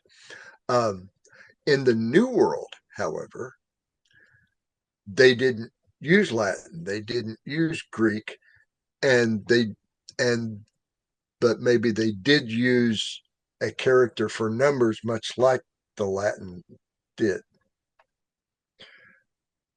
And in the Maya, you see dot, dot, dot, dot, dot, dot, dot, dot, dot, dot, bar, long bar. So ones, fives, and 20s. That was their numbering system. In the old world, in the Latin world, maybe Carthage too, but I haven't found out yet. They had 1, 1, 1, 1, 1, 1, 1V, then V, then V1. So they were using their alphabet to send their numbers, their numericals. In the New World, if they use syllabaries, then 26 characters wouldn't be nearly enough to convey the entire language. I'm using this on the basis of the Cherokee syllabary, which has 86, 85, 86 characters that are used commonly. And there were more characters that were numeric in the Cherokee. In Mayan, and this is my guesstimate, my hypothesis, they had a method of reflecting sunlight with dots, dots, dots, dots. But instead of 5 by 5, it was 5 by 5 by 5. They had a 3-dimensional array for the characters. Their syllables could convey up to 5 different contexts for each syllable. And that's why it was in 3 dimensions. That sounds kind of like Hebrew. It is a lot like Hebrew in that sense. Or what about hieroglyphics? I don't know enough about it to say, Okay. but that's a good guess.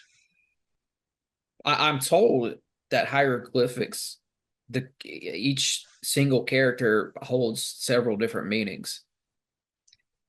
Yes, and we know it did in Maya and Aztec, because the Jesuits, who never really understood how to read it, didn't understand the context. The Mexican, the natives who were trying to tell them said, "You'll never get it. You just can't tell what it means by what it says on the paper." Sure. It's how it's all put together. What do you think about the Ogham thing? Does that fall into this? Well, yeah, actually it does, because again, Ogham, tree Ogham in particular, if you set it up on a 5 by 5 array, then you can send it as signals, just like the Latin. Interesting. And here's why I think, because of what they tell me, the birth of Ogham. If you're seeing these signals and you don't have a good memory for what those flashes mean, you're going to record them in some way. And that's what I think Ogham originated from. Tally marks. It looks like tally marks carved here. There's a lot of this in this America BC book. Yep. And I kind of see why this has been written off initially. I don't think it's nothing. But it does look like somebody lashed a stone with an axe or something randomly at first glance. Yes, and when you look at the Irish Ogham, it's not the only one. It's not the only Ogham either, but it's the only one that most of the world recognizes. Barry Fell understood that Ogham is used differently in different places. The Iberian Ogham, Moroccan, it's found there too. Interior France and Germany, but mostly it's Irish and a little bit in Scotland. At least that's what's recognized. What is in Wyoming County, West Virginia, however, is Irish Ogham, according to an Irish Ogham expert who traveled over here from Ireland to look at it at the behest of one archaeologist named Robert Pyle, the late Robert Pyle. Robert also found a skull and a rock overhang and had it tested C14 and DNA, and it came back as 7th century and Irish. So there you go. Mm-hmm, mm-hmm. I find it interesting that we are looking at areas of Spain here and people coming from areas of Spain here. And I mean, there might not be many connections here at all, but I am going to mention it. Like in Spain, spanning from the top to the bottom, so from the north to the south, you have a mountain range called the Pyrenees Mountains. Mm-hmm. It runs from shore to shore across Spain. Yes, it is. Alchemy. It is a hub for alchemy. Alchemists were in abundance there, all throughout that landscape, and it goes back. The alchemy goes back pretty far in those regions. It's it's like an ancient art that was practiced almost. So Well, yeah, and it's also very closely related to ancient mining techniques, or I should say ancient smelting techniques, because the addition of some material will clean up the molten metal that you want to be pure. They call it a flux. And for instance, you're going to melt down copper, but it's got too much iron in it. Well, you take a piece of limestone, usually in the form of a rod, and you can melt it all down, and then you can actually literally twirl that molten iron around that piece of limestone and remove it. Okay, most of it. yeah. So these techniques were learned early on and refined for thousands of years in that area. And alchemy had its beginnings in, I'm going to say, metallurgy, because it's the only thing that makes sense. Yeah. Besides all the supernatural components. People attach supernatural components to it because they don't understand the process. And I get what you're saying. The practical alchemy rooted in metallurgy. I get that 100%. I'm with you on that. I think what happened with alchemy is throughout the time, magicians got involved. Your John Dee types get involved, and it goes beyond him. It goes guys older than John Dee, or guys from time periods older than John Dee got involved. Eons earlier. Yes, eons earlier, and there was magicians, and then angelic magic, and then that kind of stuff gets mixed up with it. But anyways, I was going to ask you about one other guy today, Cyrus Thomas. Do you know Cyrus? Yeah, because so with the Back Creek stone, I saw his name popping up, and then it seems like he was kind of going around calling things a hoax, maybe like with the Davenport tablet and such. Oh, and a few others, yeah. He was. I'll go with the word infamous. That's my description for him. Prolific in debunking things that didn't fit the paradigm. Another case that I've been working with a friend of mine, Vince Burrows, to try to scientifically test some disputed artifacts from the Pisgah mound dig, also 1870s, 80s. But these objects portray things that don't make any sense in the conventional history. There are scenes and animals that don't belong in North Carolina, South Carolina. You can look them up. They're at the Valentine Museum in Richmond, Virginia. Valentine was a rich, I'll say, grocer, baking powder guy. And he collected these objects. I've never heard of this, Rick. What are these objects? Some there are rhinoceroses, horse-mounted riders. Okay. A guy with a gun. Awesome. And some of them are fired clay. Most of them are carved steatite, a form of stone. It's hard to carve into form because it's brittle. There are drinking vessels and other things made out of this that I won't say that they rival the master level vases from ancient Egypt, but I don't see how the hell they made them. And they've all been through a fire. They smell like wood. One of them actually smelled like coal smoke. And they were all dismissed by the Smithsonian and everybody associated because they depicted things that were impossible in the view of these people. And there were replicas or something made at the behest of a guy who supposedly represented the institution, the Smithsonian Institution. And as a result, they're all declared hoaxes because somebody could make somebody else made all of them. But the pottery pieces can be tested for age. We can get a good approximation of age if we have enough data. The stone ones, I don't know how to do this, but they were objected to because of the subject matter, not because of any scientific findings. If you find a statue of a rhinoceros in North Carolina, something seems to be wrong with that. But my contention is, let's say that they date even 50 years before 1880. If they date even to 1800, then they're not fakes. At least they're not salted fakes for that site. Yeah.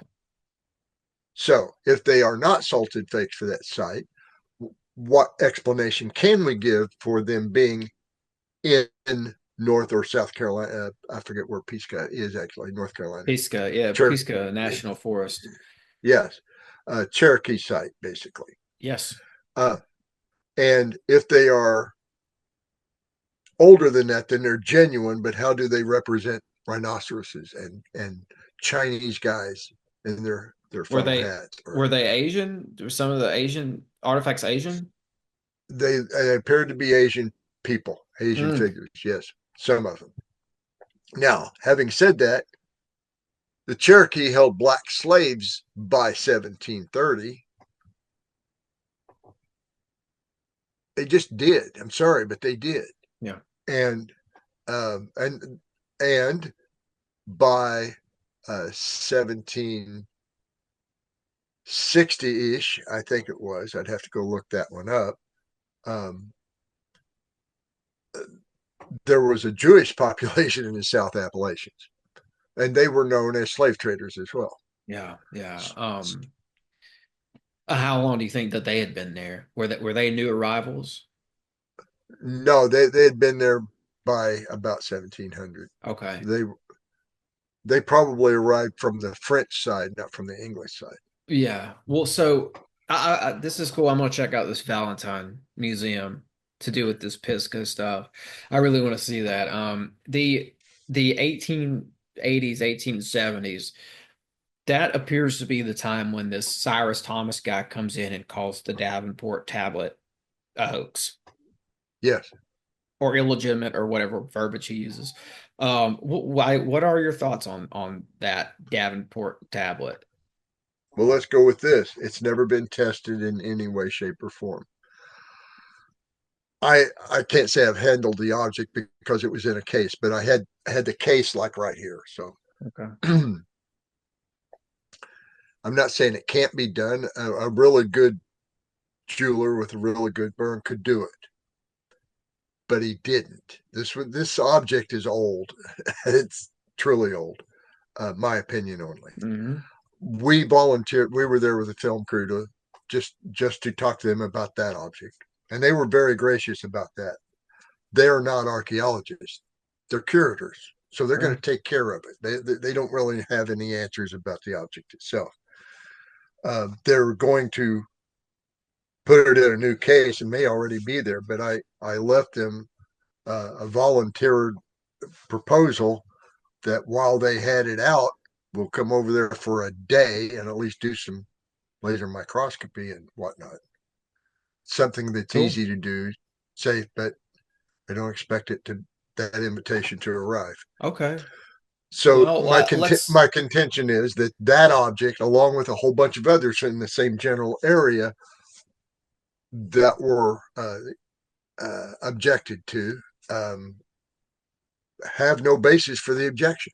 Sure. I mean, There's yeah, I mean, like it sounds like they just haven't even been tested enough for at them all. to yeah, right. And that's got I don't know. This is what I read is that it was I think it was it's got three sets of languages on the Davenport tablet. I've heard there's Egyptian, Libyan, and Phoenician on there, and it has something to do with astrology, perhaps. Is that right? Or I I know you don't usually go there with this, but I just want your opinion. I can't say that it's impossible. I Okay. can't say that that's what it is either because it's just not my general area of expertise. It's got something on Yeah, it. it's uh, something. It looks like a the calendar of some sort. yeah, the Newark Holy Stones, another example. Um, it appears to show the Ten Commandments in Paleo-Hebrew in an ark over a figure that resembles somebody named Moses, and that stone fit into a stone coffin. And close by was another object that looks like a stone plumb bob, uh, but I don't know how much you know about it. But it's No, I don't carved know. in. Or you should look up the Newark Holy Stones. Um, Sure. another set of stones that have been that's fake. This was in the Uh, Newark Earthworks area. yes. Okay. Um, Holy and stones, huh? yeah. All right. Uh, and certainly that's not the only set of stones that have been denied to reality. Bros Cave relics, Michigan tablets, half a dozen others. Well, I'll be looking at that too. You've got my attention with that. Newark is a special place. You know what I think I mentioned Fritz Zimmerman earlier. I had him on the show at one point, and he about blew my mind going into the advanced mathematics that must have been known by the people who built Newark and trigonometry, calculus, all this stuff. And it's just it's mind bending. It's There's a guy who lives near there. His name's Rich Moats, and he's been studying this for 60 odd years. And he has laid out the archaeoastronomy for these sites and how these sites related to each other as well as to the stars. He's done an amazing job, and I find no holes, zero holes in his research or his conclusions. So, yeah, yeah. I mean, that's this study is the study that keeps on giving. You know, well, yeah. you just And another thing about that, those sites that Rich studies, the Yost site, Glenford Fort, anyway, they kind of are all the way around what they call Flint Ridge, which produced a red colored, primarily a red colored flint that was mined, quarried for probably 7, 8, 10,000 years. I have in my collection 4 different points from 4 different ages using that flint. So, and all found in the same garden, I might add. hmm. I think that there were guys who knew more about this stuff, and it just got maybe they were even maybe even some of these people were afraid to talk about it because of academia and the government. And I mean, when you look at that Cosmos Club and you look at the panel of people who were involved with that, and then you look at what was right across the street from the Cosmos Club, which was the headquarters of the Society of the Cincinnati, that Henry Knox in Washington. These were major power players. These are people who you do not want to be on the wrong side of. You don't want you want to go with their narrative or else. That's what these kind of people, you know, these are just major Washington hub of civilization power players. So if you're out there in the 17, 1800s, 1900s even, and you know something about a site that they don't want everybody to know about, I imagine you'd be prompted to keep your mouth shut. Or if you went ahead and wrote about it, your career would be ruined. Yes. Some And of that still happens. I wonder if I just wonder if the guys like Lewis and Clark were under the gun so much so they couldn't talk about what they found. Maybe it was their assignment to begin with. From Well, go maybe, ahead and read my book. We'll yeah, talk about that one as a whole episode. yeah. All right. I was, you know, I'm there. I'm there.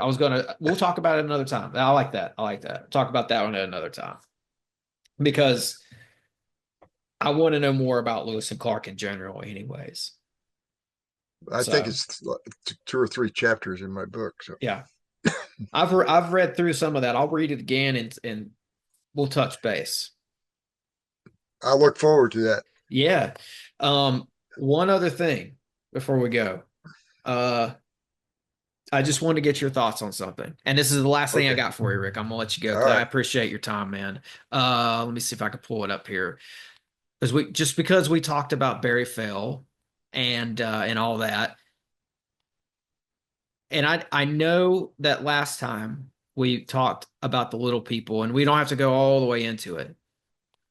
But Barry Fell has an interesting little people story. And in addition to that, I've since found out about this guy right here. Yeah. And I want to get your thoughts on this. I wish I could give you a good thought. All I can tell you is he was estimated when he was all unfolded, it had been about 19 inches tall.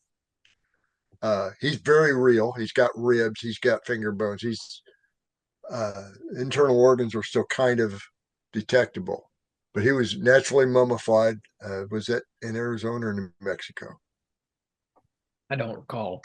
I forget, but yeah, he was in a jar. Yeah, he's real. I don't know what to think about it.